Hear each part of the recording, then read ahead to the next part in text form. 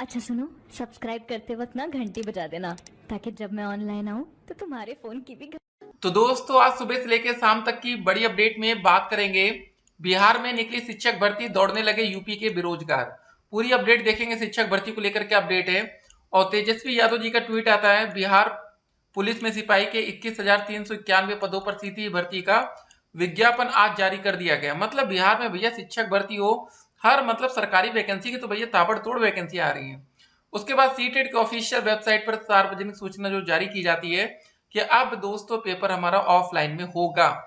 देखिए हमने इसको लेकर पहले भी काफी बार वीडियो बनाया था और आपको बताया था कि ऑनलाइन पेपर आपके लिए नुकसानदायक है। ऑनलाइन पेपर से आपका बहुत बड़ा नुकसान हो रहा है। क्यों हो रहा है? कि उसमें साल भर गैंग को पकड़ना बड़ा ही मुश्किल होता है। ठीक है, ऑफलाइन पेपर में क्या होगा कि अगर आपकी जगह कोई और दूसरा लड़का पेपर देने जाएगा तो वो पकड़ा जा सकता है। लेकिन ऑनलाइन में क्या होता है, जो साल भर लोग रहते हैं वो क्या करते हैं, किसी भी बच्चे का कंप्यूटर का एक्सेस ले लेते हैं, बस काम हो रहा है। कैसे पकड़े जाएंगे? डीएलएड परीक्षा डेट शीट, क्या दोस्तों परीक्षा की तारीख में बदलाव होगा? बीच में एक अपडेट आई थी, कुछ पेपर उस दिन होने वाला है, देखते हैं क्या होता है। 26-27 तारीख वाला, तो अगर ये दो कैंसिल होगा तो हो सकता है कि फिर 28 का भी शिफ्ट कर दिया जाए, मतलब पेपर एक साथ ही कराने की तैयारी की जा सकती है। फिलहाल हम लोग वेट करेंगे कि सरकार क्या इस पर डिसीजन लेगी, अंतिम फैसला क्या होगा सरकार का। ठीक है, उसके बाद दोस्तों हम लोग बात करेंगे, ये देखिए जो हमारी नोटिस आई थी कि हमारा एग्जामिनेशन फॉर्म कब तक भरा जाएगा। फर्स्ट सेमेस्टर थर्ड सेमेस्टर का एग्जामिनेशन फॉर्म भरा जा रहा है, उसकी अंतिम तारीख भी यहाँ पर देख लेते हैं। उपरोक्त परीक्षाओं के आवेदन पत्र दिनांक 7 जून से लेकर 13 जून तक पूरित किए जाएंगे तथा उक्त निर्धारित तिथि के उपरांत किसी भी परिस्थिति में कोई अतिरिक्त समय देय नहीं होगा। मतलब एक ही ध्यान से सुन लीजिए, 13 तारीख के बाद आप आवेदन नहीं कर पाएंगे चाहे कुछ भी हो जाए। ठीक है ना? 13 तारीख दोस्तों ये लास्ट डेट होगी जब आप आवेदन कर पाएंगे, उसके बाद आपको कोई मौका नहीं मिलेगा। तो हम ये कहेंगे कि भैया 12 जून तक आपका हर हालत में आवेदन हो जाना चाहिए। ठीक है, उससे ज्यादा लेट आपको नहीं करना चाहिए, तो इसको जरा ध्यान देंगे। अब बात कर लेते हैं सीटेट। अब देखिए हमारा जो सीटेट का इस बार एग्जाम होने वाला है वो होगा 20/8/2023 दिन रविवार को। पूरे भारत में पेपर 1 और पेपर 2 के लिए पहले से पंजीकृत उम्मीदवारों के लिए निर्दिष्ट शहरों में आयोजित की जाएगी। तो जो बच्चे इस बार आवेदन किए सीटेट के लिए, उन बच्चों को लग रहा होगा कि हमारा पेपर ऑनलाइन मोड में होगा, लेकिन एक अच्छा डिसीजन लेकर पेपर को क्या कर दिया गया, ऑफलाइन। मतलब दोस्तों जैसे आप पेपर में जैसे ओएमआर सीट आपको मिलती थी, वैसे ओएमआर फिर से मिलेगी आपको और आप उस पर अपना सही आंसर टिक कर पाएंगे। देखिए इसमें फायदा क्या होता है, सबसे बड़ा फायदा ये होता है कि पेपर 25 दिन तो होता नहीं, एक दिन में पेपर होगा, सभी बच्चों का होगा। जो पेपर 25 डेज चलता है उसमें क्या होता है, कुछ बच्चों का पेपर आसान होता है, कुछ का कठिन होता है। लेकिन जो नॉर्मलाइजेशन का प्रोसेस रखा जाता है, मान लेते दोस्तों कोई बहुत ही आसान पेपर आया, लेकिन आसान ही पेपर में सभी बच्चे बिल्कुल कमजोर तख्ते के चले जाते जिनको कुछ नहीं आता, तो वो पेपर ऑटोमेटिक आसान पेपर किस में बदल जाएगा, हार्ड पेपर में। ठीक है, ये दोस्तों परिवर्तन हो जाता है। मतलब ये डिपेंड उस पर करता है कि आपकी शिफ्ट के बच्चे कैसे कमजोर है कि तेज है। ये समझिए, भले वो पेपर आपको बिल्कुल हलवा लग रहा हो, आसान लग रहा हो, लेकिन उस पेपर को सीबीएसई या सीटेट कठिन मान लेगी, जो बच्चे 100 नंबर पाएंगे उसको बढ़ाकर 110 कर दिया जाएगा। और जो पेपर सबसे कठिन है तो मान लेते उसमें सभी टॉपर बच्चे ही बैठ जाते हैं, तो आपके अगर 110 भी आएंगे तो घटाकर 100 हो जाएंगे। तो जब किसी का नंबर बढ़ता है तो सिंपल सी बात है किसी के नंबर भी कम भी हो रहा होता है। ठीक है, ऐसा नहीं होगा कि सिर्फ सबका नंबर बढ़े। अगर एक बच्चे का नंबर एक भी नंबर बढ़ा है तो सिंपल सी बात याद रखिएगा, किसी बच्चे का एक नंबर कम हुआ होगा। ठीक है, तो इस हिसाब से एवरेज किया जाता है, नॉर्मलाइजेशन किया जाता है, तो उससे आपको अब छुट्टी मिलेगी, टेंशन नहीं रहेगा।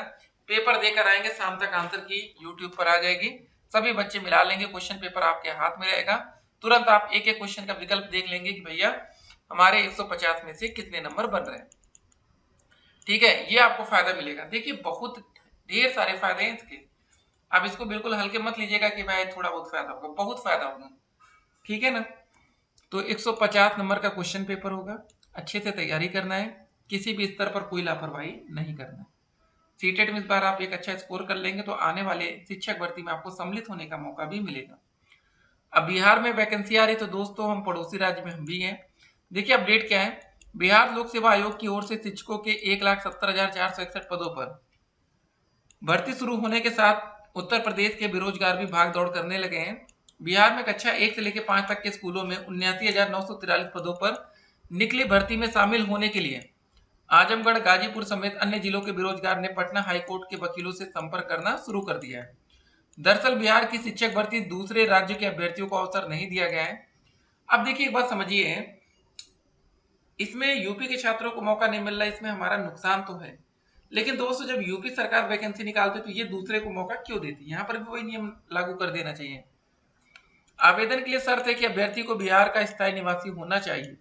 आवेदन के परिषदीय प्राथमिक स्कूलों में दिसंबर 2018 के बाद से भर्ती न आने से परेशान बेरोजगारों का कहना है कि 68,500 और 69,000 शिक्षक भर्ती में बिहार के अभ्यर्थियों को मौका मिला था, लिहाजा बिहार की भर्ती में यूपी के अभ्यर्थियों को अवसर मिलना चाहिए। अब दोस्तों बच्चे ये तर्क दे रहे हैं कि भाई यहाँ पर बिहार के बच्चों को मौका दिया गया था यूपी सरकार ने, इसलिए हमको मौका चाहिए। ये देखिए कोई बात नहीं होती है, बाकी अब कोर्ट इस पर अंतिम डिसीजन लेगा।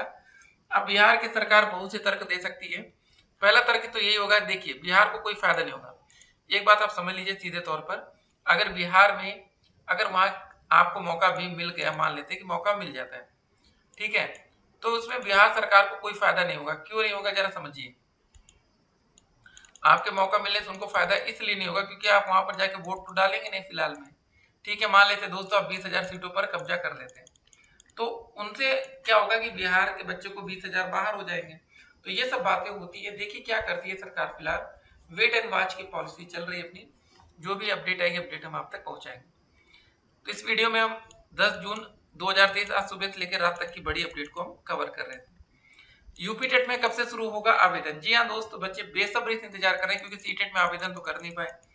अब सभी बच्चे पछताने लग गए हैं क्योंकि पेपर ऑफलाइन कर दिया गया। कुछ बच्चों का ये था कि भाई पेपर ऑनलाइन हो रहा है इसलिए हम पेपर नहीं देंगे। अब बताइए पेपर ऑफलाइन होने के बाद बच्चों की तो नींदें उड़ गई। स्कूटनी का रिजल्ट देखिए, सेकंड और फोर्थ सेमेस्टर का स्कूटनी का रिजल्ट है। अब क्या है कि सेकंड सेमेस्टर में कुछ बच्चों के 3 विषय में फिर बैक आ गए, ठीक है। अगर स्कूटनी रिजल्ट आ जाता, उन बच्चों का एक भी विषय क्लियर हो जाता, तो वो क्या कर पाएंगे, थर्ड सेमेस्टर का एग्जामिनेशन फॉर्म भर पाते। पहले उनका नाम आता तभी तो एग्जामिनेशन फॉर्म भरा जाता। तो ये सब दिक्कत है। देखिए कोई भी सेमेस्टर एग्जाम हो, हम तो ये चाहेंगे भैया पीएनपी से कि सेमेस्टर एग्जाम होने से पहले ये स्कूटनी का रिजल्ट अपना जारी कर दिया करें, ताकि बच्चे मतलब एक उम्मीद में ना बैठे रहे, अपनी तैयारी करते रहे। डीएलएड एग्जामिनेशन फॉर्म कब से भरा जाएगा और फेल छात्रों के लिए बड़ी खबर क्या है? तो हर एक अपडेट पर आपकी नजर होनी चाहिए, ठीक है। एग्जामिनेशन फॉर्म भरा जा रहा है और हमने आपको लास्ट डेट भी बता दी है, 13 तारीख है। यहाँ पर देखिए क्लियर लिखा है 7 तारीख से लेकर 13 तारीख तक का समय दिया गया है। समय पर्याप्त है, कॉलेज से संपर्क कर लीजिएगा। फीस वैसे आपको बता दें 600 रुपये लग रही थी, ठीक है। कितना रुपये आपका लग रहा था फीस? 600 रुपये। अब आपके कॉलेज वाले आपसे कितना रुपये ले लेते हैं वो भगवान जाने, 1,000, 2,000, 2,500, 1,500 या 600 रुपये ले लेते हैं तो बढ़िया रहेगा। तो चलिए दोस्तों, आप लोग तैयारी में लगे रहिएगा सीटेट की। और जो ये अपडेट है ना, ये थोड़ा निराशाजनक है कि यूपी सरकार हमारी वैकेंसी नहीं निकाल रही और हमें दूसरे राज्य में जाकर केस करने की नौबत आ रही है। मतलब हमें भीख मांगना पड़ रहा है कि भैया हमको भी मौका दे दो, शिक्षक भर्ती में बिहार में आ रही है। अगर हमारी सरकार हमारे लिए नौकरी लाती, हम कभी बिहार में नौकरी मांगने ना जाते, ठीक है, अगर हमें नौकरी मिल जाती। बाकी दोस्तों परीक्षा की तारीख आ चुकी है। सेकंड और फोर्थ सेमेस्टर का बैक पेपर होगा कि नहीं, अभी असमंजस की स्थिति बनी। फिलहाल ये मान के चलिए पेपर अभी नहीं होगा, ठीक है। हो जाता तो कम से कम आपका बैक क्लियर होता और शिक्षक भर्ती में आप सम्मिलित हो पाते। चलिए देखते हैं क्या होता है, फिर मिलेंगे। स्टे कनेक्टेड, आपका दिन शुभ हो।